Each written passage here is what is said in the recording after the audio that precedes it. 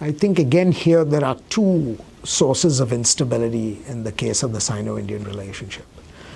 The first source of instability is what arises from what China decides to do in terms of its own nuclear modernization vis-a-vis the United States.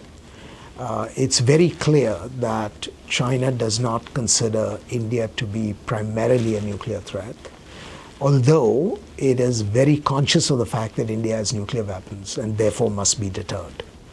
But the principal threat for China is still the United States.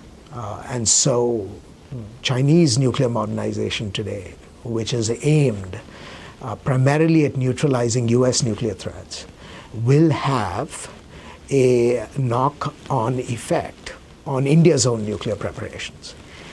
We do not know what the long-term future of the Chinese nuclear force is, because China's own nuclear modernization is a work in progress. But depending on how that modernization evolves, it will stimulate, at the very least, Indian counteraction. And so I expect to see a progressive enlargement of the Indian nuclear arsenal to deal with this Chinese force. I don't think it'll be symmetrical. I don't think it'll be matching warhead for warhead. But I do think it will compel India to engage in a larger modernization than it had initially planned. The second dimension of instability really arises from the way the two countries manage their border dispute. Because so far, the border dispute has actually been contained in that there is political disagreement, but it has not degenerated into actual violence along those borders.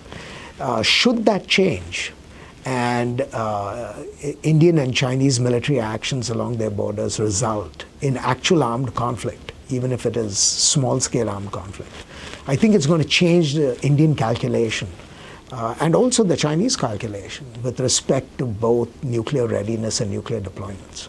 And so I think the way border management evolves in the next decade will have an interesting bearing on the future disposition of Chinese and Indian nuclear forces as well.